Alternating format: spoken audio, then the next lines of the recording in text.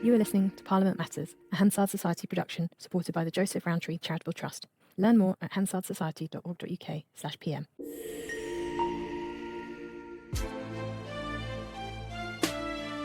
Welcome to Parliament Matters, the podcast about the institution at the heart of our democracy, Parliament itself.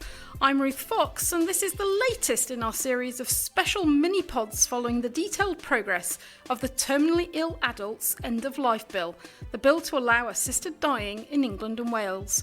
The headline this week: the bill has cleared its second reading in the Lords, and as we expected, it passed without a formal division. But there's been a twist in the story. Peers have agreed to create a special select committee to take evidence from ministers and professional bodies on the bill's implications.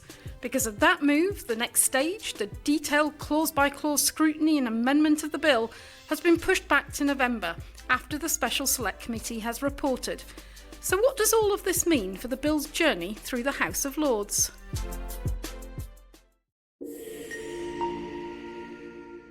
Now, regular listeners will know that I'm usually joined by my partner in parliamentary podcasting, Mark Darcy.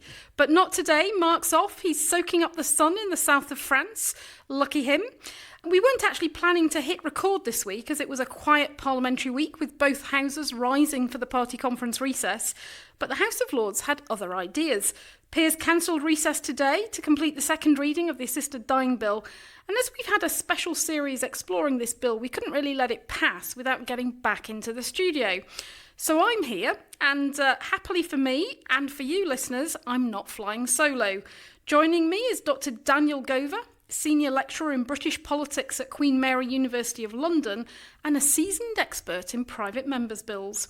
And from the Hansard Society team, Matthew England, whose analysis and insights you'll know if you've read our briefings on the Assisted Dying Bill, covering everything from procedure to delegated powers. This isn't their debut, they've both been on the pod before, so it's a pleasure to say welcome back, Daniel and Matthew. Well, thank you for having me back. Great to have you, and welcome, Matthew. Thank you, it's good to be back. Great. Well, we have a lot to cover. So I thought we should start perhaps with the debate itself.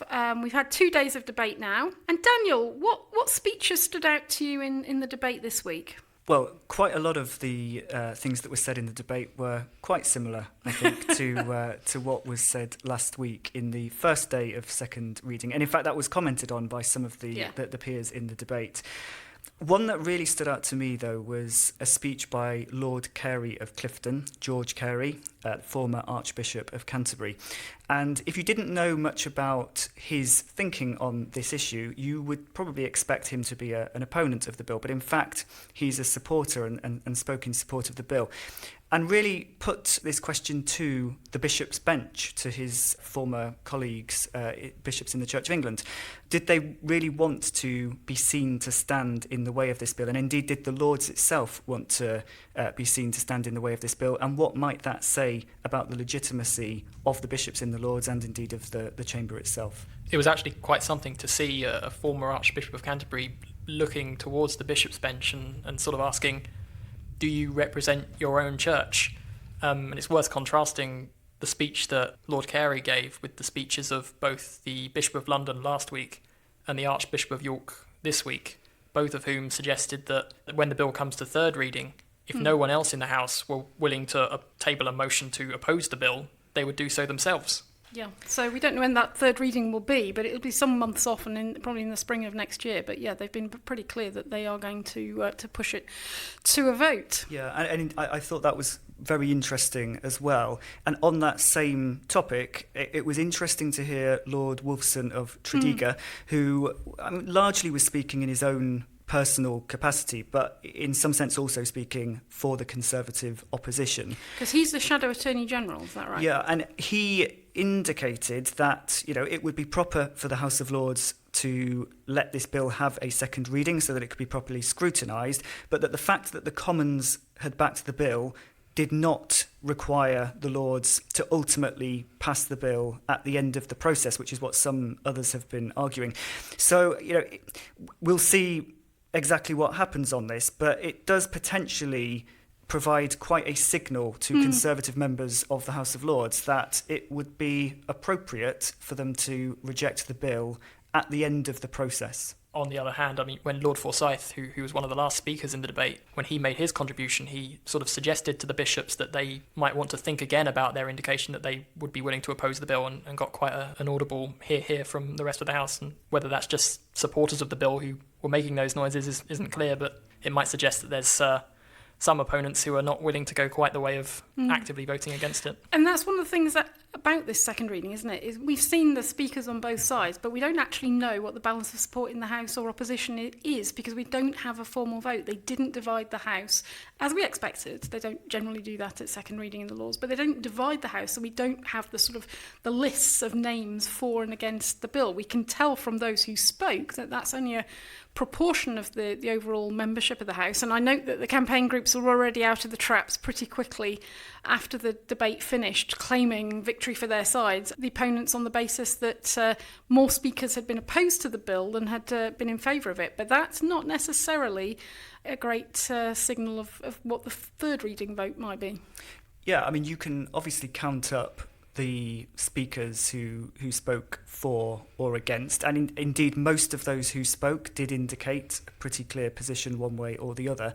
But as you say, I mean, I think there's two issues here actually. The first is that there's no reason to believe really that the minority of peers that spoke are representative of the balance of opinion in the House, particularly when it could be quite finely balanced. But also there's a difference between being opposed to the bill and being willing to vote it down in the context where the House of Commons has passed this on a free vote, and the House of Commons is the elected House. Yeah. And the House of Lords obviously traditionally sees its role as being to provide scrutiny, to ask the Commons to think again, but is usually very reluctant indeed to reject proposals outright that have the support of the Commons. Yeah, I think Matthew, in the briefing we produced, we said that constitutionally it's within the Lords' powers to reject the bill if that's what they want, but they have to reflect as whether it's politically wise or politically prudent to do so, given the position in the House of Commons. And talking of the Commons, one of the speeches, I know, Matthew, you watched quite a lot of the debate, Baroness Berger, Luciana Berger, former MP, she had some quite interesting reflections from a constituency perspective. She actually made two speeches to the debate, but the one that I found quite interesting was her initial speech, where she spoke about her own opinions on the bill, and she, in that case, she was speaking as an opponent of the bill, and she highlighted some of the experience she had while she was a member of the House of Commons in her constituency surgeries, and some of the accounts she gave of people coming to her constituency surgeries and talking about the perspectives of family members who were being coerced, or even in some cases family members who were indicating that they were willing to coerce one of their own family members and saying that they wanted them dead. That is quite a striking and stark thing to come across in your advice surgery. And that has been seen throughout the debate, these sort of personal experiences, whether it's members of the House of Lords who've got cancer, who are sort of considering their mortality, whether they experienced Lord Forsyth talked last week about his experience with his father, which had caused him to take a different position on assisted dying. So it is one of the threads that runs through this debate. The human experience really comes to the fore. And inevitably in the House of Lords you also get some interesting history. And I think Lord Moynihan, he was claiming that, was it his grandfather? Yes, his grandfather was apparently the peer who introduced the first assisted dying bill to the House of Lords all the way back in 1936. I think it was still called the Voluntary Euthanasia Bill. So this has a long, long history. Well, let's come on to the themes of the debate beyond the individual speeches. And of course, listeners will know that one of my favourite subjects is delegated powers. And I think, Daniel, that came through very powerfully in the debate. There are real concerns about the number of powers and the breadth of them in the bill, and a lot of references to the reports that have been produced by the Delegated Powers Committee and the Constitution Committee in the House of Lords. And it's fairly clear, I think, even from Lord Falconer, a sponsor of the bill himself, that there are going to be quite a few amendments as a result. Yeah, I mean, this was something that was raised multiple times during the debate. And as you say, there's a pretty clear indication from Lord Falconer that he will support amendments to address a lot of those recommendations from the Delegated Powers and Regulatory Reform Committee, and also actually the Constitution Committee has weighed in behind some of those recommendations as well. This is not particularly surprising. I mean, this is, for those of us who watch parliamentary proceedings quite a lot, this is something that we're used to seeing. Delegated Powers and Regulatory Reform Committee is a very influential committee, and its recommendations are usually taken very seriously. I think one thing that this does mean, and we already kind of knew this anyway, but it does mean that this bill, if it does pass the House of Lords, it's likely to do so with amendments, and therefore it will require additional time in the House of Commons, even though theoretically the Commons has run out of private members' bill time this session. Yeah. I was also struck in the debate, though, in terms of the delegated powers discussion, that quite a number of peers said that there had never been such a strong report against the powers in a bill. And Baroness Butler-Sloss, who's a former High Court judge, very highly respected member of the House, said, "I don't remember ever before reading in such a report," by which she meant the Delegated Powers Committee report, "words like 'the power is inappropriate and should be removed.'" Now, Matthew, you're smiling. I can't remember a report that didn't include those words. It's not an unusual thing. I was struck that the peers who opposed the bill were trying to sort of convey that somehow that this is a worse drafting of the bill than normal. And actually, anybody who regularly reads those reports would say, actually, that's not really true. Yeah, I mean, just to take one example, the powers in the bill that the Delegated Powers and Regulatory Reform Committee drew the most attention to and were most strongly critical of were 3 powers that enabled ministers to do anything that an Act of Parliament can do. That's the exact wording of the powers. The thing about those powers, though, is that the DPRC has previously criticised powers in other bills with exactly the same wording. In our own briefing here at the Hansard Society, we highlighted 2 of those examples, the EU Withdrawal Bill in 2018 and the Northern Ireland Protocol Bill in 2021. Both included exactly the same thing, and the DPRC were, in the same way, very, very critical. So a lot of these powers have come before. I think that's another theme I've noticed in most of the debates on this bill, is that a lot of the things that Lords are raising, and indeed members of Parliament are raising, are things that we would like to see raised about a lot of other bills, particularly about delegated powers, but also about parliamentary scrutiny, and not enough time and not enough high-quality scrutiny being given to a bill. Well, of course, Matthew, you and I have written for the House magazine about the degree of scrutiny that the bill has had in the House of Commons earlier, and that actually it's far greater than what most government bills get, and certainly what any private member's bill in recent history gets. Daniel, was that something that sort of struck you about the debate, that peers do seem stuck with this idea that it's not getting enough scrutiny, or has not had enough scrutiny? Yeah, it was raised many times actually during the debate today, and I mean I find it extraordinary in some sense, because I mean certainly in terms of the amount of time that has gone into scrutiny in the House of Commons. I mean I think your article described it as on course to being one of the most scrutinised bills in recent times, and I would concur with that.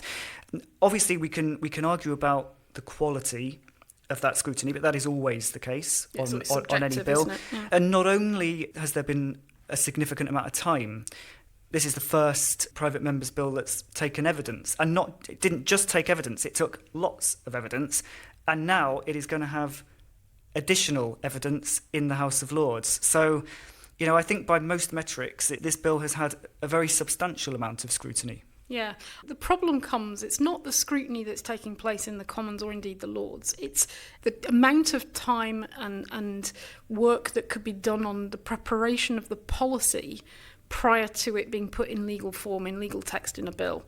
And that's a problem with the private members' bill process we've talked about before, that, once you are pulled out of the private members' bill ballot, as Kim Leadbeater was, and she's number 1, and she's therefore got the best chance of getting a bill through. But then there was only a few weeks before she actually had to present her bill. So having chosen to do an assisted dying bill, she then didn't have an awful lot of time to do that kind of preparation. Now, she's done a huge amount of work, and listeners would perhaps listen back to a previous episode where we talked to Kim about how she'd gone about this process of developing the bill. But nonetheless, the fact that the government is neutral and isn't sort of taking a view on some aspects of how the process of the assisted dying service that will be needed will be operationalised creates some difficulties, and that's why we've got so many powers in the bills for ministers to decide on that detail at a later date. But it also means that the degree of sort of consultation and policy development work hasn't perhaps been done. But on the other hand, it's drawing on past bills. This is not, as Colin Moynihan pointed out, it's not new. At the end of the day, a lot of government bills don't get that kind of consultation work either. Yeah, and there was a select committee report by the Health and Social Care Committee, which admittedly was not about the bill, it was about the policy area, but it was nonetheless something. It was a substantial piece of work. And as you indicated, I fully agree with what you, I think, were hinting at, which is that the private members' bill system has some weaknesses that should be reformed. And indeed, we could look at, for example, Scotland and Wales, where particularly in Scotland, there is an expectation of consultation, and there are the resources that are put into bills before they're put before the chamber. Yeah, so something to look to, I think, in terms of reform in the future. The other thing that struck me about the debate, and it happened quite early on in the discussion this week, was a degree of policing of language by peers. So a number of peers said that they regretted, particularly Theresa May's speech last week, where she'd referred to it as not an assisted dying bill, but an assisted suicide bill. Some peers said they regretted the use of the term the killing bill. Theresa May had talked about the bill effectively saying suicide is okay, and those who support the bill were very annoyed about this, and there's been a lot of sort of effort by campaigners to get the message out that people who are, support this bill, people who are, facing terminal illness, that is not how they think about assisted dying. And Baroness Royal said she was dismayed at the conflation of suicide and assisted dying. It's actively damaging to those who are already suffering. Those who choose assisted dying are not suicidal. They're dying. They want to regain some choice, control and dignity where it's otherwise been stripped away. So those were sort of moments of quite powerful sort of emotional aspect to the discussion. Yes, I think there were a lot of peers who were making the point that people who are terminally ill want nothing more than to live. They're not people who want to die, but they don't have a choice about that. All they have a choice about is how, and if the bill passes, when. Yeah. Of course, the alternative views were put by some other peers who basically say, well, suicide is intentionally bringing about your own death, and this bill actually requires an amendment to the Suicide Act. The other aspect that comes through is the role of the government in all of this. So a number of peers expressed unhappiness that what they'd expected to be on holiday, on recess, and in fact the recess had been cancelled and they were sitting again for a second consecutive Friday, and some feeling that this was the government whips putting their finger on the scales, as it were, deciding to sit when peers had expected to be away, and as a consequence some peers who would have liked to participate in the debate couldn't. And there's also a sort of an undercurrent of this idea that the government should play more of a formal role. Some peers, clearly actively want the government to take it over. There was quite a lot of pushback on that, and people say, no, this is a conscience vote, it's a private members' bill. But is it the responsibility of the government? Is it, the government behaving unfairly by cancelling recess? I mean, I've detected sort of two different strands of thought, especially among opponents of the bill on this, as you rightly point out. One is opponents who believe that using the private members' bill process to pass this bill was inappropriate, and that doing it as a government bill would have afforded more flexibility in having more government time available and as the policy preparation process before presenting the bill. On the other hand, you've got to take the example of Miriam Cater's article in The Spectator this week. That's the former Conservative MP, who has argued that, as you say, granting an extra day this Friday for the bill is the government sort of manipulating the parliamentary timetable in support of the bill, and thereby violating its neutrality. And I imagine the reason why the government is trying to stay out of the process is because it doesn't want to look like it isn't neutral on the bill. Yeah, so Miriam Cates has this article saying the government's decision will silence voices that have every right to be heard, and that the government's basically not acted with scrupulous impartiality, that it's interfered in the scheduling. I suspect Miriam Cates doesn't quite understand how the House of Lords works because inevitably the government whips in the House of Lords in negotiation with the opposition whips organised business. Yeah, and also, this is a piece of legislation that has, at this point, been passed by the House of Commons. It would be pretty extraordinary if the government just shrugged and said, well, we'll just have to kind of see how things go. Being neutral on the policy position, I think, is not the same as being neutral on the bill being able to be considered by Parliament. And actually, as well as that, in terms of the government's role, the Minister, at the end of today's debate, also explained that the government has got an important role in relation to the statute book. So, it is perfectly imaginable that this bill could pass.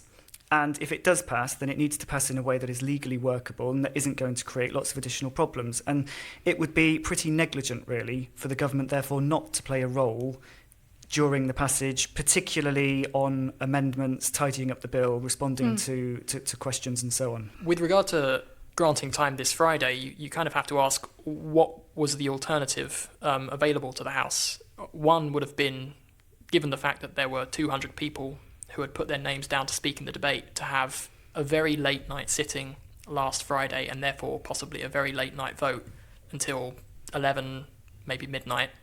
Or you wait until after the conference recess for the next private members' bill sitting that the government whips had originally scheduled, which I think was the 24th of October. But in that case, you'd end up with a 6-week gap between the debate happening and the decision being taken, and that's not ideal. No. And the third alternative would be for the government to grant time itself, and the government has so far Monday been to unwilling Thursday. to that. Monday to Thursday. And there's an argument for that, but many peers in this debate have expressed opposition to that idea, and Miriam Cates herself has said the government's manipulating the parliamentary timetable to get this bill passed. Yeah, I mean, my understanding is that the decision to sit this week and to cancel one day of recess, to sit a day longer, was precisely that. Peers didn't want to sit till midnight last week. They didn't want a 6-week gap.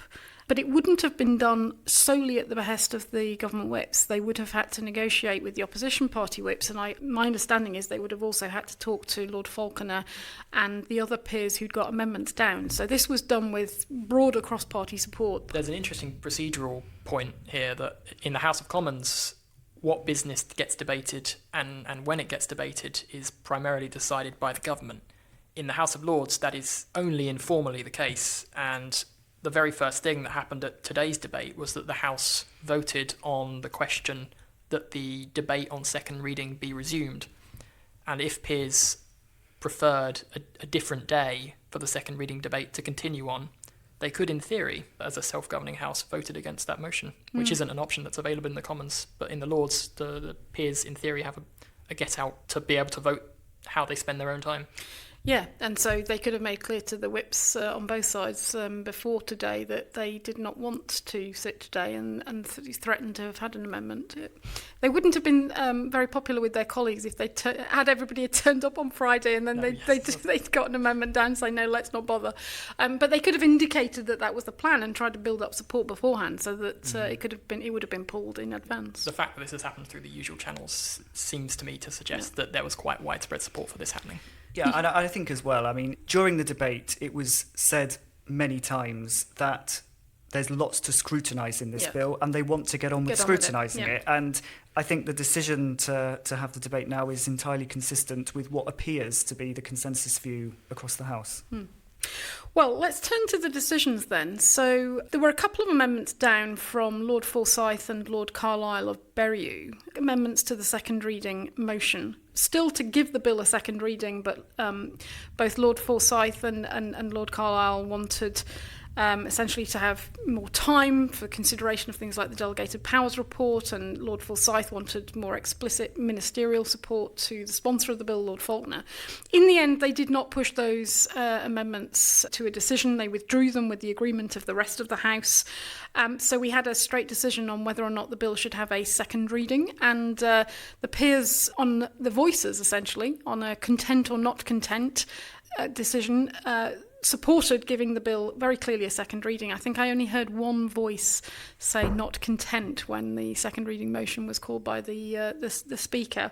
So that went through very straightforwardly. And then there was a second tranche of decision-making around what should then happen next. And this is where the interesting sort of development comes in, because once a bill's given a second reading, peers have got to decide what form the next committee stage proceedings take. And usually it's one of two forms: committee in the whole House, which is in the chamber, all the peers can participate, you can have votes on clauses and amendments and so on. Or it can be committed to the Grand Committee, which takes place in a smaller committee room known as the Moses Room. Any peers can take part, but you can't have divisions unless they're on a consensus basis, because there's no room, no scope for them. Lord Falconer moved a motion to commit it to the whole House, as expected, so it will be considered in the chamber on future Fridays. But during the course of the last week, a new idea has emerged, pushed by a number of peers who are opposed to the bill. A couple of names that stood out to me on that list of peers supporting the idea were Baroness Berger, Luciana Berger, and Fangham Debonair, the former Labour MP. They called for the bill to be delayed essentially until the new year, so that a select committee could look at the bill, call professional bodies to give evidence, call ministers. They'd initially, as I understand it, had proposed that an existing select committee, the Public Services Committee, should look at it, but I understand that they declined. And Baroness Berger had initially tabled 2 motions last week to delay the bill's committee stage until a select committee had reported, and to set the committee's remit and require it to report by the 31st of December. Now, Matthew, many peers welcomed this idea of drawing on select committee evidence to strengthen the scrutiny of the bill, but I think supporters feel that behind all of this, the real aim was to delay things and risk that the bill would simply run out of time in the new year. So negotiations were had behind the scenes between Lord Falconer and Baroness Berger, and they came up with a compromise deal. Yes, so the original motion that Baroness Berger tabled would have delayed committee stage until possibly as late as January next year. Given that the government's indicated that the session is going to end in spring, that would have left only a few months for the remaining stages of the bill to be concluded, which would have been far from guaranteed. So many peers felt that would have been fatal to the bill's passage. So it seems that Lord Falconer's agreed a compromise, and the new motion that's been tabled and agreed by the House differs from the original motion in 2 respects. So the first is that there would be a shortened deadline for the committee to consider the bill. So instead of the 31st of December, it would need to report by the 7th of November. So that would mean the committee, when the House comes back from recess on the 13th of October, would have 3 to 4 weeks to consider the bill. The second difference is that the usual practice of the House is when it appoints a select committee to consider a bill, that the select committee is able to make recommendations for amendments to the bill and, crucially, a recommendation as to whether the bill should proceed or not. The motion that Baroness Berger tabled, the new motion, specified that, notwithstanding the usual practice of the House, the select committee would only report back the evidence that it receives. It wouldn't make any recommendations, or at least it doesn't need to make any recommendations. I think the exact wording was the select committee is not required to recommend changes. Yes, which I think is an indication at least that it's not intending to make any recommendations. And it doesn't need to pronounce on the bill's future. It simply looks like it's going to gather evidence. This has been presented by campaigners against the bill as a big defeat for Lord Falconer. Do you think that's right, or do you think that's a slightly unfair characterisation of what's happened this week? I think in his ideal world, probably he wouldn't have had this select committee. It does delay the start of committee stage proper. It is, however, not a major setback, I think.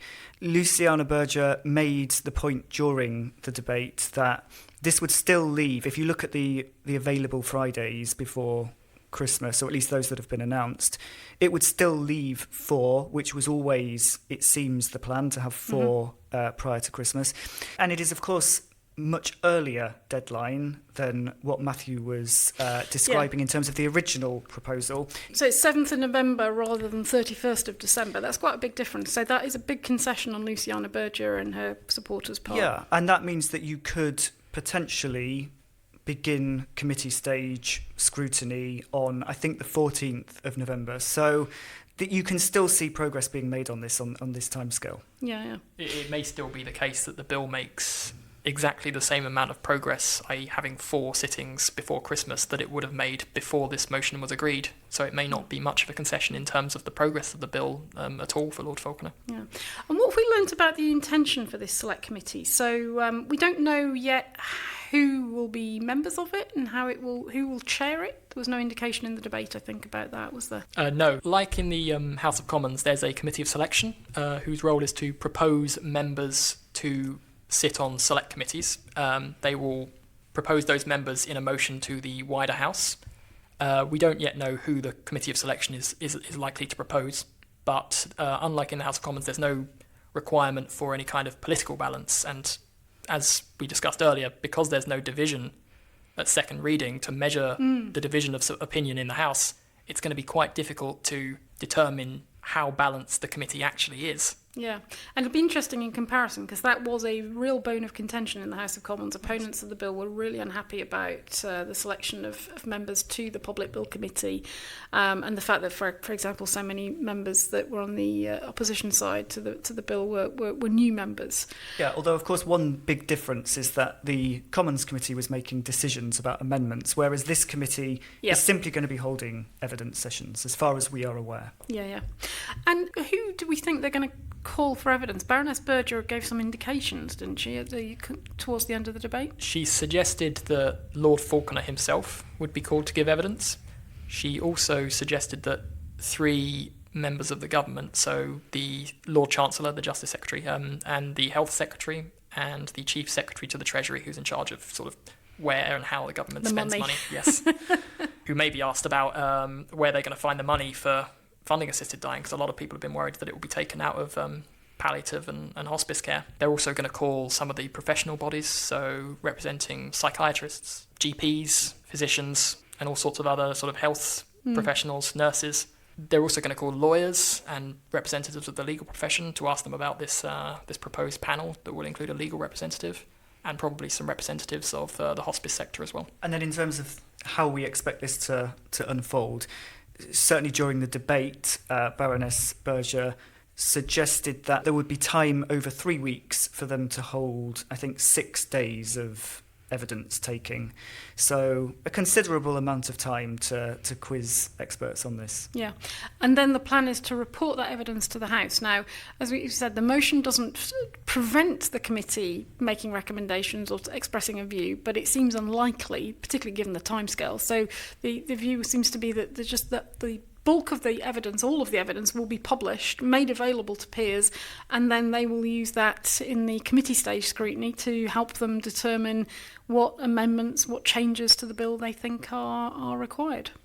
Yeah, exactly. And that's kind of how it worked in the Commons, that evidence that was taken by the Public Bill Committee was used in support of amendments, particularly at committee stage, but also actually at report as well. And one of the arguments made by Baroness Berger about the need for additional evidence beyond what was already taken in the Commons is that the bill has changed quite a bit, and therefore there needs to be updated evidence on the current situation. Yeah, there's quite a few significant changes in terms of how the assisted dying service would work and the safeguards that have been put in place.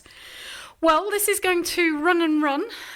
We'll be back, no doubt, mid-October when the Select Committee gets up and running to start its scrutiny. Mark and I will no doubt be back with another special episode to reflect on how it's been set up, how it's working, and what the next steps look like. Daniel, Matthew, thank you for joining me. This bill is going to take many, many months yet before it reaches a final decision, so we'll no doubt get you on the podcast again before that. But thanks for holding my hand today, getting us through the podcast in Mark's absence, and we'll see you soon. Thank you very much. It's been a pleasure. Thanks, Ruth. Daniel. And while Mark's away, I'd probably better take his role and remind the listeners to tell them what's coming up in the next few weeks. Yes, I'd forgotten all about that. Thank you, Matthew. So, yes, because Parliament's gone on recess for 3 weeks for party conference season, we've pre-recorded a couple of special episodes for you so that you can get your Parliament Matters hit over the conference period. One on whipping with the author and journalist Sebastian Whale, who's got a new book out exploring the usual channels, which is a term we use a lot on the podcast, but he's gone and looked at the history of the usual channels and got really into the details. So we've got a fascinating discussion with him. And then we've got another episode with the author Peter Just, who looks at the afterlife of prime ministers. And particularly we've been exploring how much engagement former prime ministers have with Parliament.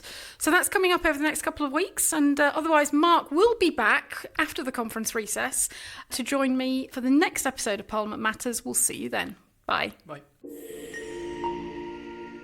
Parliament Matters is produced by the Hansard Society and supported by the Joseph Rowntree Charitable Trust. For more information, visit hansardsociety.org.uk/pm or find us on social media at Hansard Society.